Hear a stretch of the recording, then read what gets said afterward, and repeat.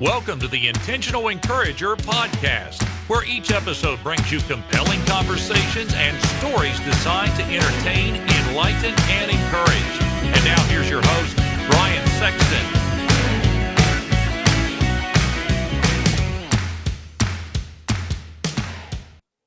And welcome into the Intentional Encourager podcast. I'm your host, Brian Sexton. Thank you for joining us again today. When you have incredible people on your podcast, sometimes you've got to go the extra mile and dress up. And I knew when I saw this guy's profile picture and he's sitting in a tuxedo, I thought, I have got to raise my game because, as most of you know, I could be rocking a hoodie or I could be wearing a hat or anything, but not when Brian Esposito is in the house. You got to bring your A game with your wardrobe when Brian Esposito is in the house. He is the founder, and I love this, of Time is Our Most Precious Commodity. He's a CEO, investor, board member, advisor, public speaker. What else? What more could you do, Brian Esposito, than come on the Intentional Encourager podcast? And what a joy it is to have you today. Oh, thank you, sir. It's an honor to be here, and you're styling, so I like the threads. You're looking good. Well, I always say when you look like this from the neck up, you have to overcompensate from the neck down. So it's just a function of the way I live life. And so, with a little bit of product in the beard to keep the gray away and a nice shirt and a jacket. I'll tell you this. I learned how, when I was losing, we were talking before we started recording, I had weight loss surgery 12 years ago, and I learned how to, because I was blowing through clothes, I learned how to go to thrift stores and shop pretty affordably. And so I've always been, the last 12 years or so, if I can't buy it on sale, I don't buy it. And so that's, I try to be as resourceful as I can be. Speaking of resourceful, let's start here. And I've been asking folks this on every podcast through the pandemic. I want to know what's different in your world from January of 2020 to January of 2021 as you have navigated, like so many others, through the COVID-19 pandemic. Yeah, I'll tell you the truth. Unfortunately, or fortunately, nothing's different for me. I've been accustomed to problems and hurdles and speed bumps, challenges, and I always just on the fly knew how to pivot, how to survive, what needed to be done. To me, this was just yet again another problem. While it was happening, nobody realized the severity of it or how long it would go on. But my habits are burnt into me, good or bad, for a very long time. I've been an entrepreneur for over 20 years. So, I was just, I woke up every day like I normally do, try to get through the day as best as I can, try to put a smile on my face at some point during that day, try to accomplish some good things, and get to meet and work with great people. So that's been my model forever, pre, during, and hopefully post COVID. So hope that's a decent answer, but that's the truth. No, it's a great answer because I've talked to so many people, Brian, that have said, well, this changed in my life and this changed. For me, it was the margin and the room to start the podcast and write my book. And so for me, it was, although I didn't see it at the time, it was a blessing in disguise to have the ability to be able to do what I had been doing. From a business standpoint, did you feel like your businesses were insulated to go through those types of things? Because I've talked to people that said, I wasn't prepared for this because of this scenario that happened in my business or that scenario that happened in my business. You felt like nothing changed for you. And I love that answer. It tells me that you were resolute, but how did you insulate yourself through the changes that inexplicably happened in the pandemic to the business world?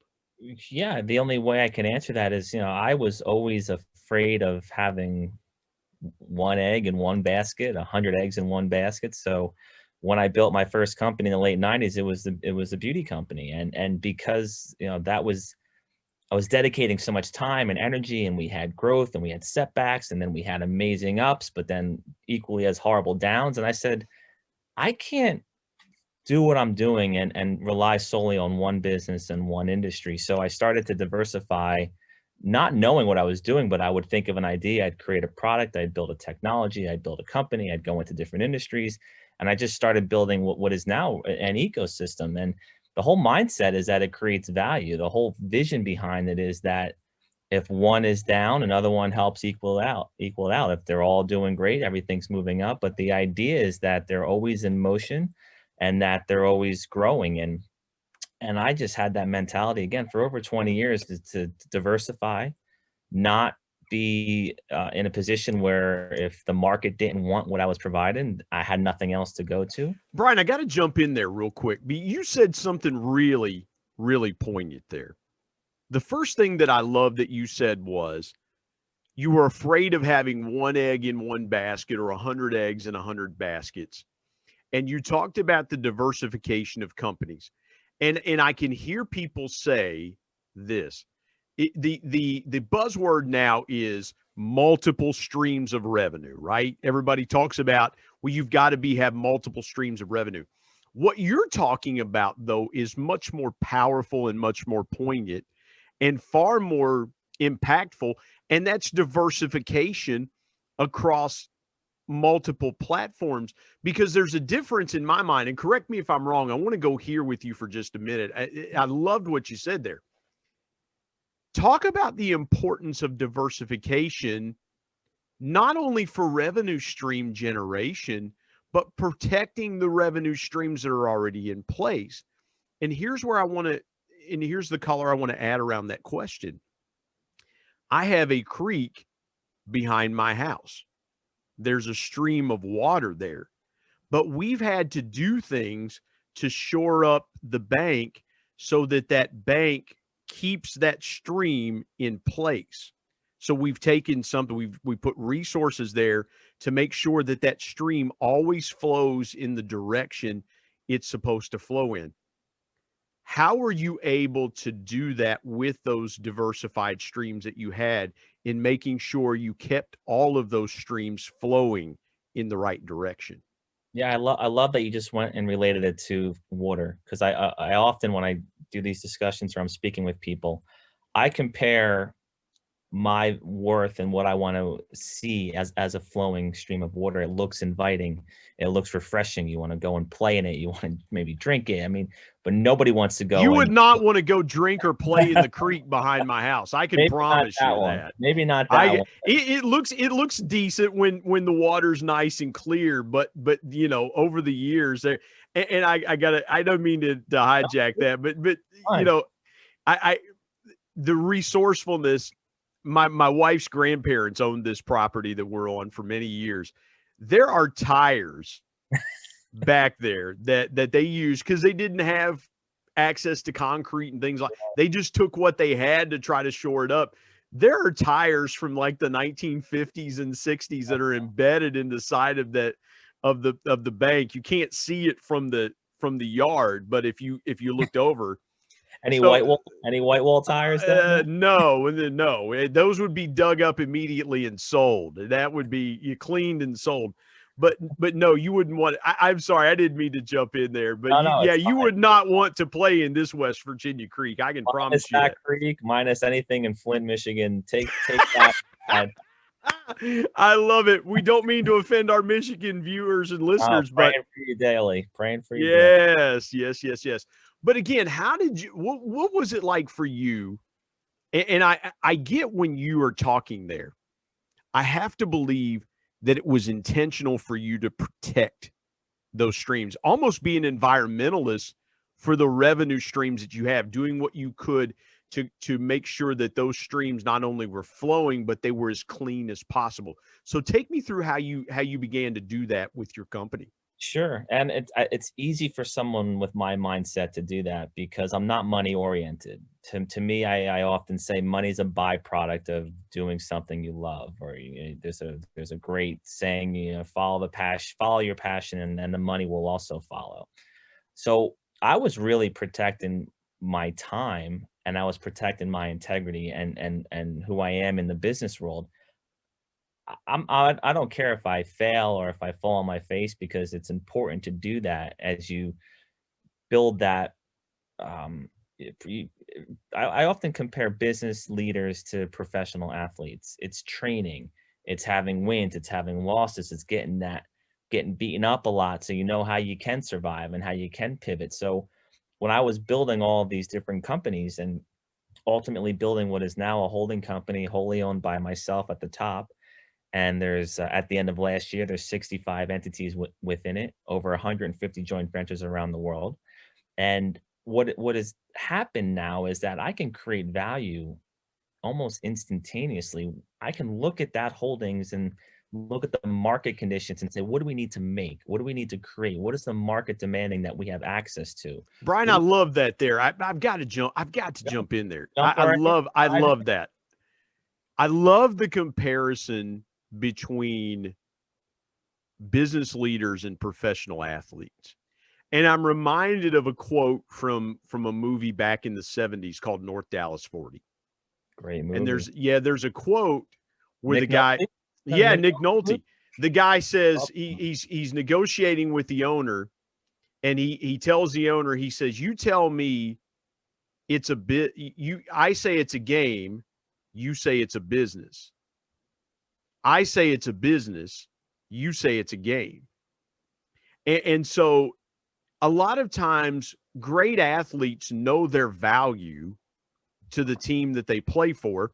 And if they don't feel like the value is there for them to stay, notice what's happening in the NBA. A lot of guys are coming together, they're forcing trades and they're manipulating things to come together because they feel like the value to be on a championship team, they'll get the money back later. The greater value is winning a championship because it's so hard to win a championship. It is incredibly hard to win a championship. I love what you said there. thank So you. what was the one thing, as you looked at professional athletes and you looked at business leaders, what was the one common denominator that you found in your study of those two things that really helped you in your companies as you began to diversify? Sure. So I was also a baseball player, was really training early on to become somewhat of a professional athlete, whether it was single A, double A, triple A, trained every day, trained under. I Uh, admire you because I didn't have the fastball to get past high school. I was kind of a one-trick pony. If I couldn't get them out with movement and location, I was done, man. well, thankfully, I wasn't a pitcher. I was a second base utility player. But what I learned there is you need a team to win. Even if you're looking at a professional golfer, he may be out there by himself, but there is a lot of people behind him or her that allow them to perfect their trait, obviously support their career. So in any professional sport, there is a team around them. It can even be a nutritionist, physical therapy. It doesn't matter. It's across the board. It can be anything. I think because of that training and knowing got to work something every day, basically day and night, you breathe it, you eat it, you sleep it. And there's no difference between being that mentality and starting a business. You can't start a business and, maybe I'll go in today, maybe I'll call that person back. If you act like that in professional sports or amateur sports and then you act like that as an entrepreneur, you're not going to succeed. And you need to know there's going to be setbacks, much like batters go into slumps. But that's okay. They practice, they train, they figure out what am I doing different? What is a new habit I picked up that's affecting my swing, or am I picking my foot up too early? And the same thing happens in business. When you have those setbacks, you can't just sit there and say, okay, well, it's over. No, learn from it. I am a firm believer, and for a very long time, and it may sound naive to some people, but I do believe everything most certainly happens for a reason. Every decision you make, every action you make leads to where you presently are today. Now, I believe in fate. I believe in destiny, but I also want people to believe, including myself, that we do have some control over that our actions are actually meaningful and they actually are part of our purpose and part of our decision making. So to answer your question very longly, Hey everybody, Brian Sexton here. I want to tell you about our sponsor, SEO National. SEO stands for Search Engine Optimization. Now, what's that, you might say? Well, search engine optimization helps you show up higher on search engines in front of paying customers for words that you as a business owner can monetize. What a great concept. SEO National is owned by my good buddy Damon Burton, who's been a guest here on the Intentional Encourager podcast. Not only has Damon and his team worked with businesses of all sizes, from e-commerce startups to NBA teams and Shark Tank featured businesses, but more importantly, Damon and his team are about transparency, trust, and providing lifetime value. So much so that he still has his first customers after opening SEO National 14 years ago. Let me give you some intentional encouragement and call Damon and his team today at 855-736-6285 or go to www.seonational.com and get a free quote. No, I love it because I think you're hitting on something there, because I think every business person, whether they're a small business owner or they're a leader of a company or they ascend to a leadership position, feels like that they have got to hit everything. And I love what you said there about a baseball player. I've been a lifelong baseball fan. I've been a lifelong Reds fan. You probably noticed behind me, I've got a couple of baseballs there from I've got my high school hat and my son's high school baseball hat. And those two baseballs behind me were from my son's last two games in high school. He was a left fielder. Yeah, he was a left fielder. He was a lot better baseball player than I was. I'll tell you that. Well, a lot better athlete. But Brian, in baseball, when you get to the major league level, if you can successfully hit the baseball and reach base through a base hit 3 out of 10 times, and you do that consistently, you're yeah. I was talking to somebody about Hank Aaron. We just recently lost Hank Aaron. I was talking to somebody and I said, do you realize that Hank Aaron never hit more than 50 home runs in a season? Yet, he's the second leading home run hitter in baseball history. Yeah. Because he would put up 35, 40, 45 every year. Just, you could write it in, 30, on a down year, 30 home runs, 100 RBIs. Yeah. In the middle of that Braves lineup. And it didn't have to be gaudy. There are guys that put up I think of a guy like Brady Anderson. He used to play for the Orioles. Brady Anderson hit 52 home runs. Brady Anderson will never sniff the Hall of Fame. Just because you have one tremendous life-altering year, right, doesn't mean you're going to be the home run champion at the end of the day like Aaron was. And I love that. You really struck a nerve there with me with baseball, because I grew up playing baseball, played all the way through high school. I've always followed the game, and I've been amazed at how people can't see that if you're just consistent a little bit of the time, like with baseball, you're consistent 3 out of 10 times. Right. You're a great player. You're golden. Yeah, you're golden. Yeah. What did you learn and we'll get into your story here in just a couple of minutes. Okay. What's something that you took from being a baseball player that you applied in your business career? Because I know that there are things that translate from the diamond to the business, to the boardroom, so to speak. It's practice, training, hard work, dedication, determination, everything that applies to everything that applies outside of the actual physical activity, which will be, making contact with the ball, making sure that you throw the ball correctly to the cutoff guy or to the first baseman. Outside of those obvious reasons, it is no different than being in the business world. And if you're going to go into a meeting or a boardroom and you want the idea of a win, well, what does that mean to you? I mean, everybody has a different idea of a win. My opinion of a win, and this is why I'm invited into so many different rooms, is that I never go into that room with my hand out. I go into that room or into that meeting with the idea of adding value, with the idea of how are we more powerful, more effective, more profitable together? How do we create something together and become a monster win? Again, a team. I also, when I was playing ball, a lot of my best friends were on competing teams. In the moment, you're competitors and you want to win. As soon as that 9th inning is over, you go have a drink together, you go celebrate, you have that camaraderie. Brian, I'm having flashbacks. My coach would come with his hand out and say, "Give me the ball, you're done." I had a flashback. The picture I have behind me is my 15-year-old all-star team. I found it hidden in a book. And I remember my coach, I was pitching an all-star game, and my coach comes out and he he comes out and he sticks his hand out. And I know if you're a pitcher, you know that's a universal sign. You got the hook. And I wanted to flip the ball to him so bad. Like, I am not done with this thing, man. But here's something else too. This is a great lesson from baseball. And I want to get your thoughts around this too. And I didn't mean for us to go in this conversation, but I think there's a lot of yeah. So we're good. Keep it going. There's a lot of relativity in athletics and business and leadership and things like that. A pitcher, a starting pitcher, and I was a starting pitcher, I always had the mindset from the time I walked down and started warming up in the bullpen. My mindset was, I'm going 7 innings, which is a high school game, which is a regulation high school game. I'm going 7. That's the mindset. It's finishing what you start. That's right. And having that mindset.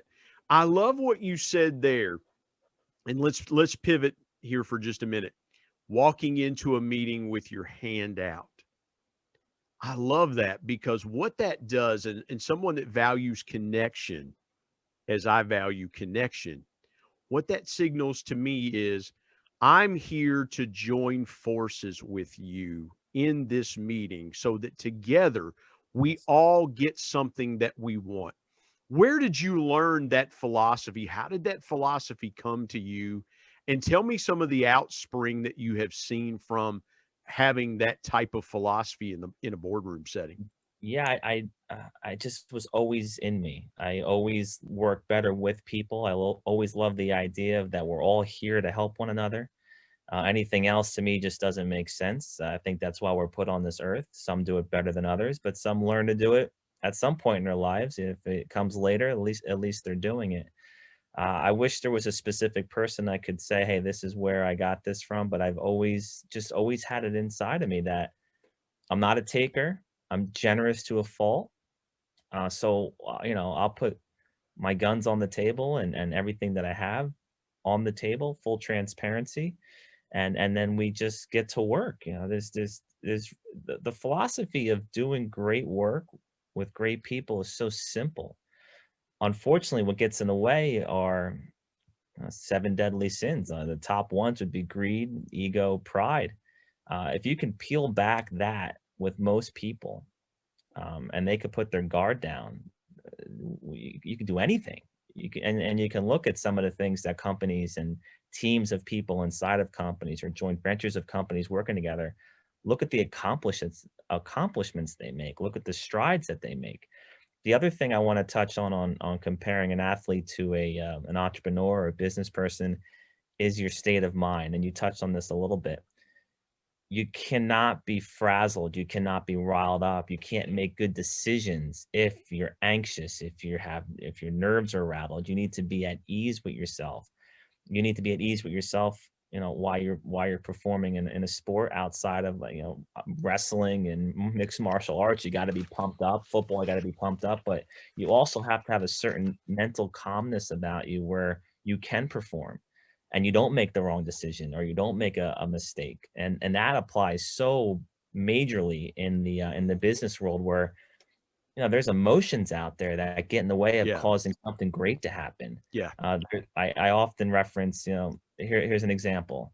If you got $86,400 in the bank and somebody steals $10 from you, would you go and spend the $86,390 you have left to get that $10 back?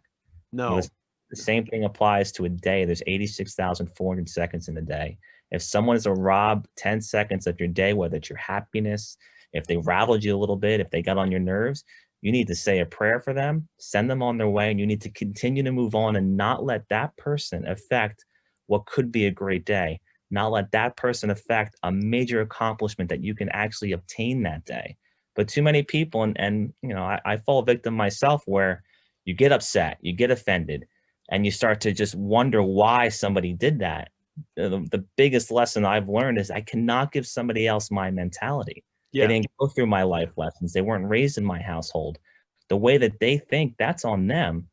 What I can control is not being affected by someone's actions or someone's words. And it's not easy, but if you can ever accomplish that, you have peace with yourself and you're able to really do some amazing things and with amazing people. Well, you can turn that 10 seconds. If someone is trying to rob you or trying to bring negativity into you, I would say turn the 10.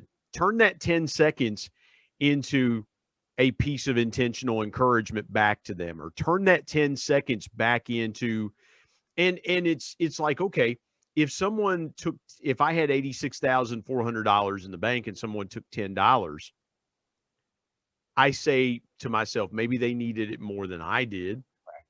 But then I can also go back and I can say, okay, well, I can turn that 10 back. And there's a beautiful thing about what you just said. When you change that mindset, Brian, and you turn it in a different direction, then $20 comes back to you. That's right. In time. Yeah. Or good health, or a great moment. Good health. Yeah, exactly. It's not always financial. Karma comes back in many forms. Yeah, and I said this on a post last year, and I love what you said there. And we'll pivot real quick here to your story, but I got to go here for just a minute. I love what you said about making decisions in the calm, because we didn't see a lot of that from government leaders and people that were supposed to be. Just because someone tells you they're a leader doesn't make them a leader. No more than I can tell people I was a great baseball player. Just because I tell somebody that doesn't make it the truth. And I saw a lot of leaders acting in fear instead of taking a step back and saying, okay, this is something we're not used to. Let's take a day. Let's take a deep breath. And again, to your point, my goodness, the greatest players, baseball, football, basketball. You know, I look at basketball players, a guy like Michael Jordan. It didn't matter if the whole building was against him. He was calm in the moment. That's right. You could see it in his face. Tom Brady, great example. Tom Brady is going to his 10th Super Bowl with the Tampa Bay Buccaneers. That's not going to be too – and even though Patrick Mahomes and the Chiefs were there last year and they won it, if you're looking at the sidelines and there's a guy that's been there for his second time, I'm going Brady. Yeah. And a guy that's been there 10 times. Yeah. And by the way, engineered the greatest comeback in Super Bowl history, down 28-3 to the Atlanta Falcons. I'm going to take the guy that continues to be internally calm and goes, okay, here's what we're going to do. Here's exactly what we're going to do. Man, you are throwing out so many. I'm jotting down notes here for the show notes, and I'm already on page 2. So, I thought you were doing a crossword puzzle, so I'm glad you're taking notes. Yeah, I know. Well, listen, it is. You mentioned time. When I go back and do these things and I put the show notes together, I was going back and listening so I get, and I thought, hey, dummy, just take notes while you're there. You have the notes already. It's fresh in your mind. Just save yourself a little bit of time. So, Brian, let's dive into your story. And this is a reason I wanted to have you on the Intentional Encourager podcast. Take me as far back as you want to take me from point A to how you got here, and just tell your story. I'll be honored. So it's a little over 20 years now. Ultimately, like I mentioned before, what I've built is a holding company. At the parent level, it's wholly owned by myself. It's Esposito Intellectual Enterprises. There's 65 companies in it as of the end of last year. And again, over 150 joint ventures that I've accumulated over the last 20 years. Started in the beauty industry, where I built the first B2B, B2C e-commerce platform in the late 90s with, again, teaching myself. I taught myself how to code. I taught myself how to create digital assets in a world where I can get people to choose our website, put their address and their credit card information on, which was in its infancy. People were not happy.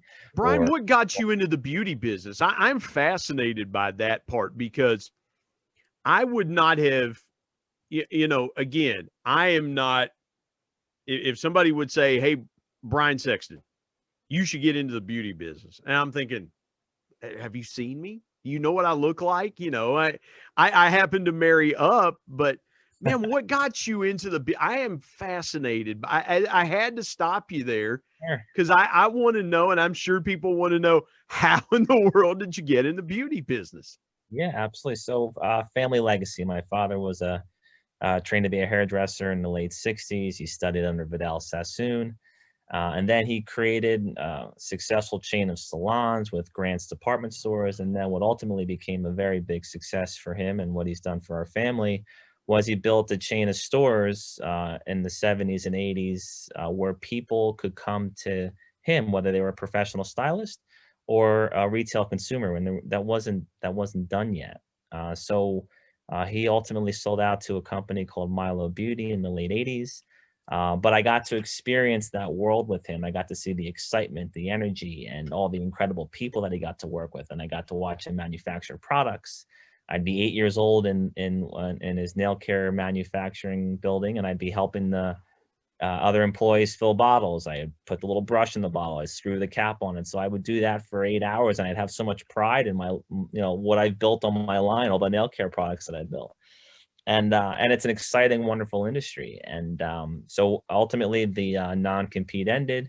And in the late 90s, even though there was success there and a lot of great relationships, I started fresh, and I started with a brand new medium, which, what he did with the stores in the 70s and 80s, I was now doing with the internet. So how did your father's influence on you, did you kind of, and I don't know if your dad was still around when you started your company, but did you feel his influence? Did you feel his legacy?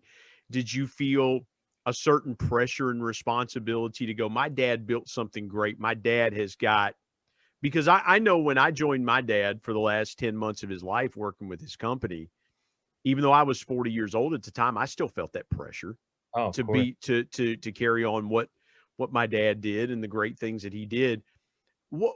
Talk to me about the influence of your dad as you started your business, and how what he did influenced the way you started your company. Sure. Yeah. And he's still with us, thank God. But I wanted to come back and show him everything I did and the excitement around it. A father, son, there is that balance of competitiveness. Yeah. And then there's that balance of every son wants to make their father proud. Yeah. I don't care what the relationship, if it's good, bad, or ugly, it's what you want to do. You want to hear your father say, I'm proud of you. You want your father to, a lot of fathers won't even tell their sons they're proud of them, but they'll tell everybody else around the world. And then the sons got to wait for it to trickle back in. Yeah, that's right. That's 100% right. So there was a lot of learning that I needed to do, and by no means as anything negatively pointed at him, but I should have respected a lot of the accomplishments that I was doing, and probably worded them in a way where it didn't come across like maybe I'm doing better than you did. So I had to learn on how to communicate things, because I wanted his support. Ultimately, I needed his support. And you may know, when you go through this world, if you have one person next to you that you can rely on and that you can count on, and that's there through good or bad, you're a very lucky person. A lot of people surround themselves with just fluff. There's no substance there. So if you can have that, and also have it be, in my case, your father, I was craving that. But again, a lot of it fell poorly on me, because when I needed help or guidance, I reflect back and I could tell I didn't do it correctly. I should have listened more, but also worded in a way like, there's a new norm here. What you did was amazing. That world's different. How can we take what you've done and the challenges that you went through and apply those learning experiences to now what I'm dealing with? Because you can't take that chapter of your life and say, well, this is what I did, you should do this. I said, you're right, but what made you do that? And because we have to do something completely different here. So again, it falls on me. How do you think your dad's company would have fared in today's culture? Because you were talking about, from the middle 60s through the 80s, that was in a lot of ways the glory days of that industry, with a lot of the changes and the innovations and things like that. And I've done some case studies on, that was the explosion of the Mary Kay company in that time, where they just exploded in growth. And my friend Tom Ziegler, his father Zig, worked with Mary Kay and did sales training and things like that. That industry exploded. How do you think your dad and his companies would have fared today with the internet and all? Because it seems like that that there are so many imitators and so many replicators out there in the marketplace. Has your dad ever talked about, hey, if I were in business today, I might do this differently? Have you guys ever had those types of conversations comparing then and now and how the business is? Yeah, well, he still manufactures beauty products. The beauty industry is recession proof. It's proven to be now pandemic proof. That's a great point. That is such a good point. Please say that again. That is such a great point. Just repeat it one more time. Yeah. The beauty industry has always been recession proof and has proven to be pandemic proof. Wow. Prior to education, it was always liquor, cigarettes, gambling, beauty. Those were the recession proof industries. To me, beauty is the only one that could still proudly say that. There's always innovation. There's always people wanting to try new products. There's the mentality of women, and now men are falling into that category. Well, they'll spend their last dollar to look good because it makes them feel good. And that's pretty much the core of the beauty industry. But if my dad didn't sell, there's no doubt that he would have been the biggest beauty company in the world. He would have been bigger than Sephora, Ulta, Sally's. He had the most profitable stores in the industry. He had access to the best brands. So he would have continued to just crush it. And he would have evolved. He was always forward thinking. Yeah. So to answer your question, no doubt in my mind, he would have just continued to excel.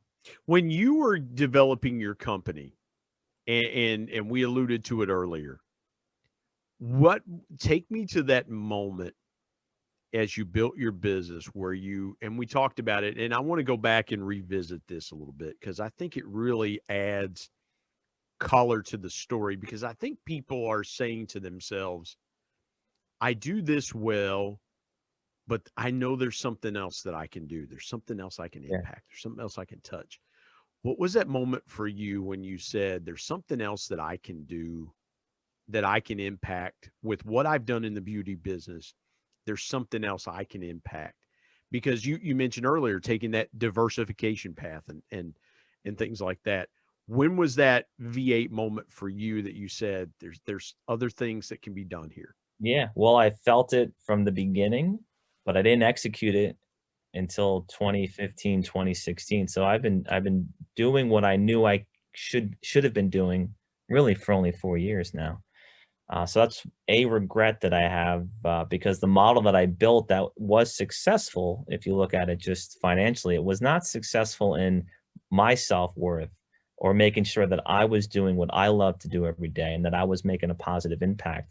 Because I know I'm a connector, and I can connect A and B. And I remember somebody that I met 12 years ago that talked about something that they do. And then I meet somebody today that's in that same space. My brain just fires off. We got to connect these two people. And I did that my entire life. And what I didn't do correctly was making sure that I was part of that journey with them, because I was a key piece.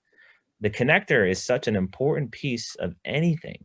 The problem with a lot of connectors is they don't know when to just let it happen. They don't know when to just keep their mouth shut, and they don't let it evolve and flourish, because then they start to feel insecure. They start to feel left out. They start to feel like maybe I'm not part of it. And I did that because I want to see people succeed. And I ultimately Hey everybody, Brian Sexton. I want you to go check out my new book, People Buy From People, 10 Powerful People Lessons from the Ultimate People Person. My dad was the ultimate connector and the ultimate intentional encourager. And he shared with me 10 connecting lessons that I'm going to share with you in this book, interwoven with stories and personal anecdotes that will help you really see what connecting is truly all about. If you want to be a more powerful, stronger, deeper connector, whether you're in ministry or leadership or sales, you own a business, whatever you want to do that connects you with people and you want to connect with them stronger, deeper, and more powerfully, People Buy From People is for you. I want you to go to Amazon.com and search People Buy From People, Brian Sexton. And it's available in paperback and Kindle. And coming soon, excited about this, coming soon to Audible. Thank you in advance for picking up a copy of People Buy From People. And now let's get back to a great conversation here on the Intentional Encourager podcast. If you've been reading People Buy from People, my book, because I got that is so brilliant. I talk about that in the book because there's a section in the book about where I talk about I spent some time in the heavy duty rotating electrics industry. And I talk about engagement between the starter and the flywheel. Years ago, it was a pounding type thing. And now it's a meshing together. I love what you said there about forcing connect. There's so many people that think I have to connect with this person because they're going to help me get to where I want to be, or I have to connect with these people, and they force connections. Brian, I love what you said there. Where was that? Had that always been present in your life, learning how to smoothly make connections, or was it something that you had to work and develop? No, always. What the formula that I had to perfect was, it's not just connecting the right people. There's a second sentence to that. It's connecting the right people at the right time. So you have to be patient. You have to nurture it.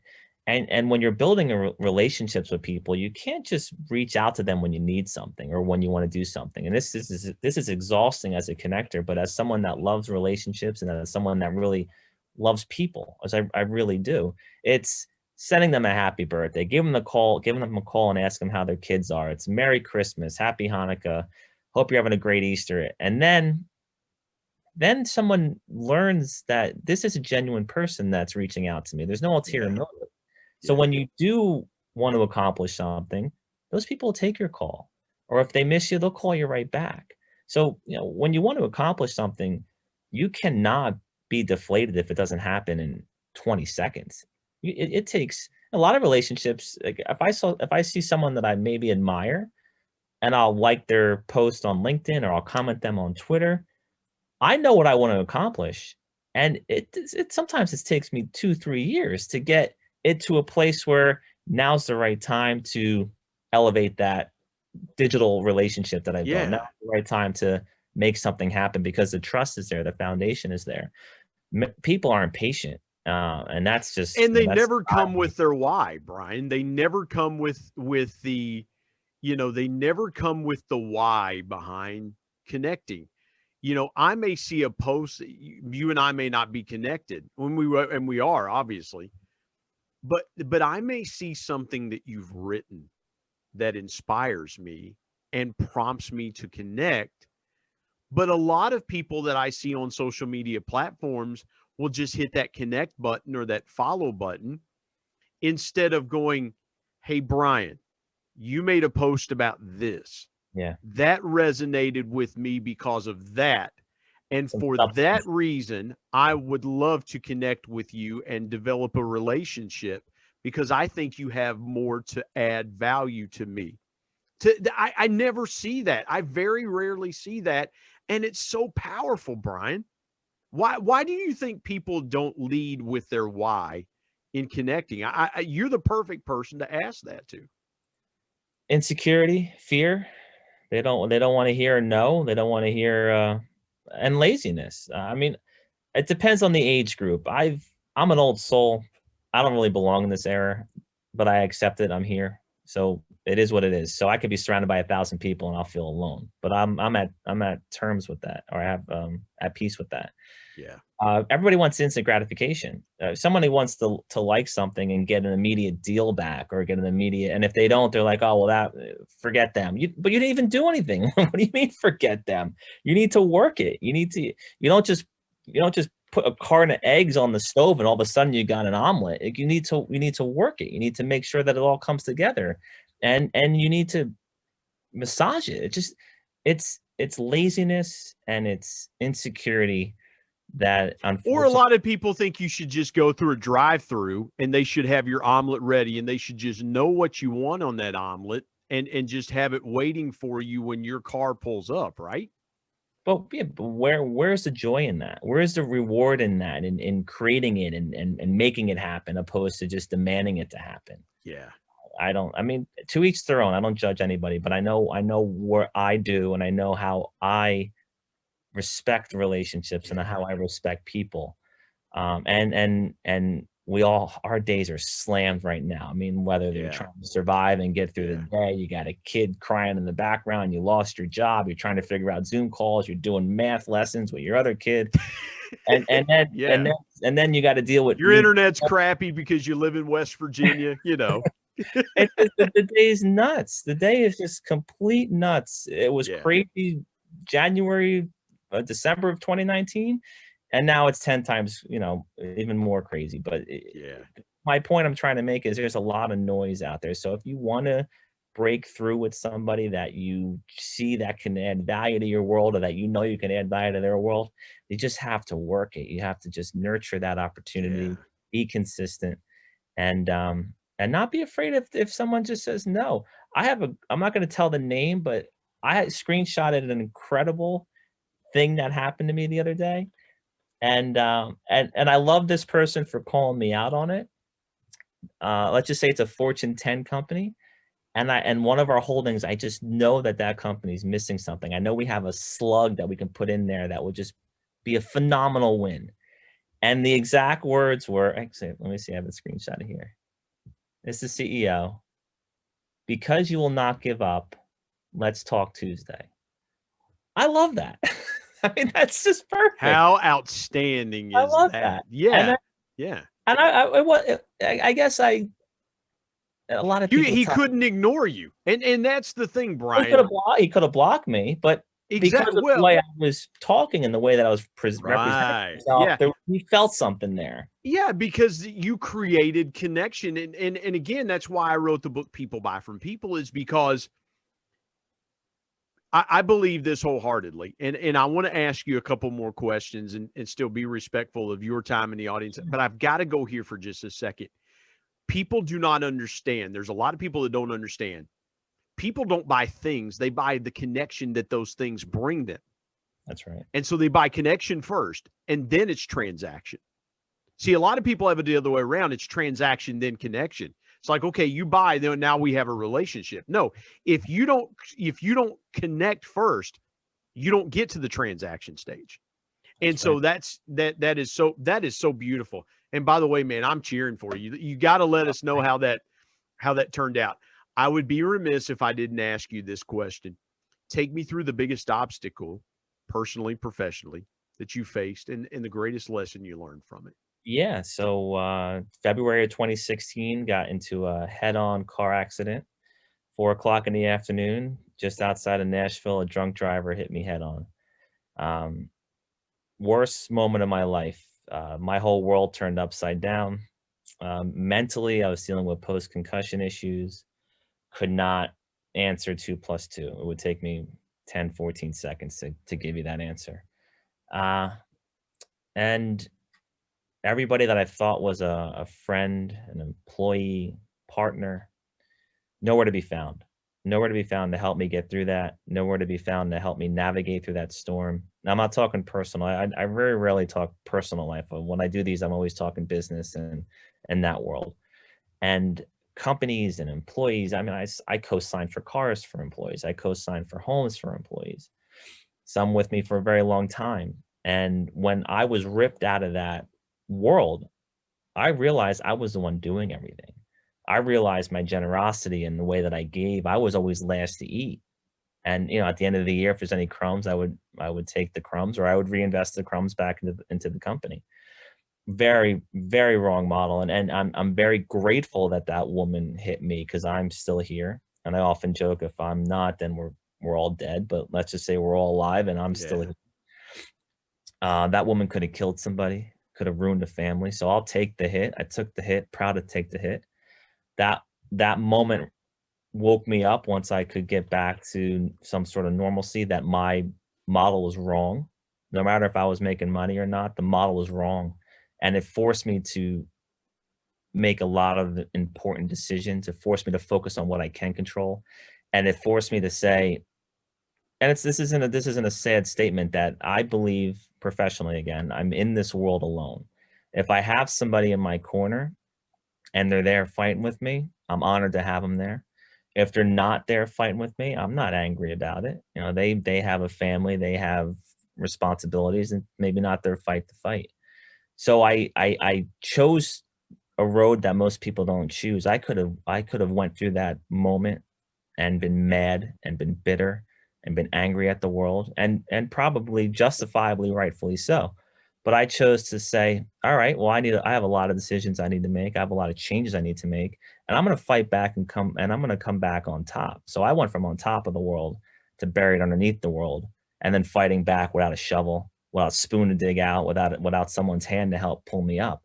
And I'm glad for that, because I know I'm here for a reason. I shouldn't be here. So my story and my journey is not yet done.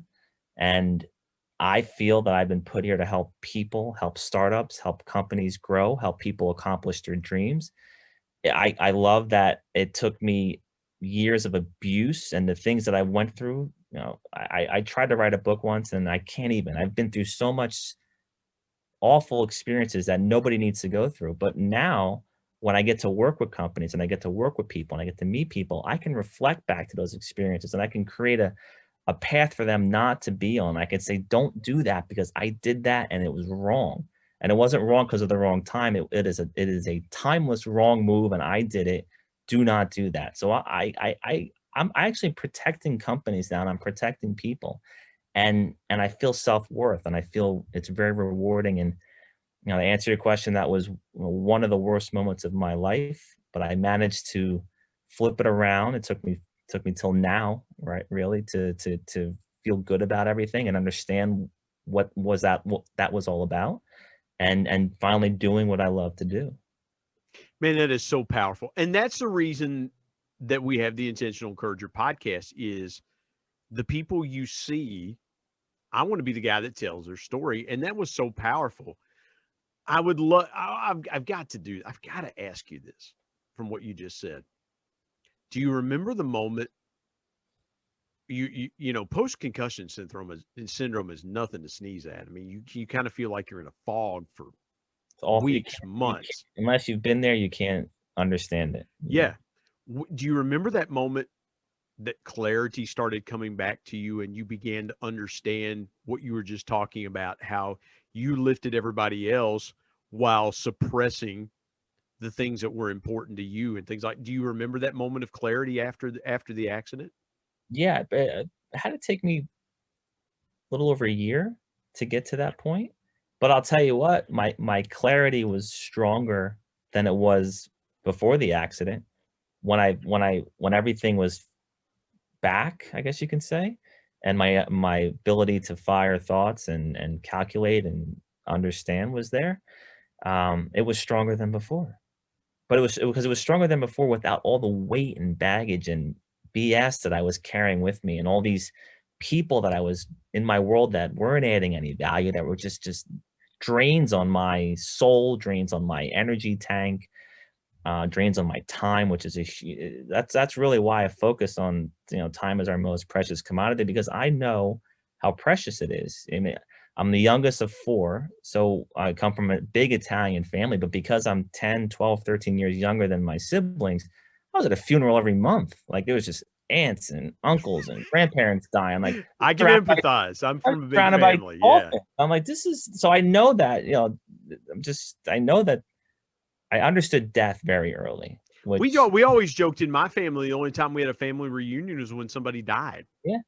Deaths for weddings. And I was more sympathy cards than wedding cards I had to buy. Yeah. And and then you hit me with the accident and all this other stuff. And I know we're not here for a long time. And even if you live 100 years, that's not a long time. Like, just think how fast the days go by. Yeah. And you got to make sure that you're doing what you love every day. And it sounds corny, but if you're not doing what you love, figure it out. And you can't just, I know you got mortgages, you got bills, you got payments, so you can't just stop doing that and go somewhere else. But you got to put up a plan in place and do a switch somewhere, and you got to do what you love, and you got to make sure you can handle your responsibilities. But I hate seeing people stuck in that rut and not doing what they love. It's an awful thing to see. Man. So share with people that this is my last question for you. And my goodness, what a powerful conversation. Thank you for being so transparent with sharing your story. Share with folks your biggest piece of intentional encouragement, Brian. that I want to give to the world? Help me with that question again. Okay. Yeah. That's a tough. I've never been asked that question. Good. I'm glad you've never been asked that question. I don't want to ask you questions that everybody else has asked you. I don't want to either. I just don't even know how to even go about answering that. I know I love to be there for people. Like I love to encourage others. I don't even know how to describe this. I feel encouragement. I feel like I'm in third grade. When I see somebody accomplishing their dreams and I know that I'm there to help them accomplish that, or I'm a piece of that journey, to me, that is the best feeling in the world. And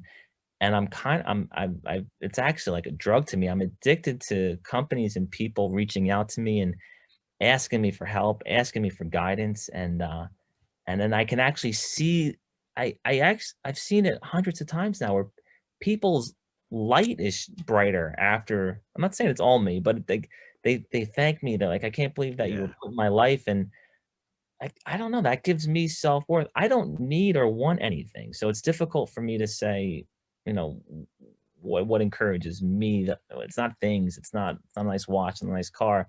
What I love to see is other people succeed. And I love to be a part of that journey and to be a foundation for them, a rock for them, because I didn't have that. So I don't know if I'm answering your question right, because it's such a great question, but I don't know how to answer that except that I love to encourage others, and that's how I feel connected to this earth. No, you answered it. Listen, there's no right or wrong way to answer a question. It's the way you feel about it, and that is encouraging enough. Is seeing the success of others lifting your spirit and become addicting. We need more of that, Brian. Just to be perfectly honest, we need more of that in this world. Is just empowering and helping other people. Tell folks how they can connect with you on your social media platforms. And I would highly encourage you to connect with Brian Esposito. Well, thank you, Brian. So I use LinkedIn and Twitter. Brian J Esposito would be my name and handle on those platforms. I don't use Facebook, Instagram, Twitter, I use Twitter, Trello, TikTok, any other Snapchat. I don't play in those worlds. And then my corporate website is eie.rocks, so eie.rocks, and you can also reach out to me there through email. I really get back to everybody within an hour or two. I respect people's time when they sit down behind a screen and write me something. That takes a lot of courage, so I never downplay it. And I appreciate everybody that reaches out to me, and I always try to make myself available. Brian Esposito, this has been a phenomenal, fabulous conversation. I appreciate you joining us today on the Intentional Encourager podcast. I appreciate it as well. Make sure you play Bruce Springsteen Glory Days during our baseball chats in the background. If there's a way to do it, I'll have to see if I can dub that in there and play Glory. There's probably some kind of copyright infringement. Yeah, don't do that. But I was just thinking Glory Days while we were chatting. Well, yeah, it would have to be Glory Days for me, because those days are long gone. Thank you for joining me on the Intentional Encourager podcast. Thank you, sir. My thanks, as always, to producer Bryce Sexton and technical advisor Matt Means. And the ultimate thanks goes to the Lord Jesus Christ, who provides intentional encouragement every day through His Word. And until next time, remember, everyone, everywhere, at any time, and any place, can be an intentional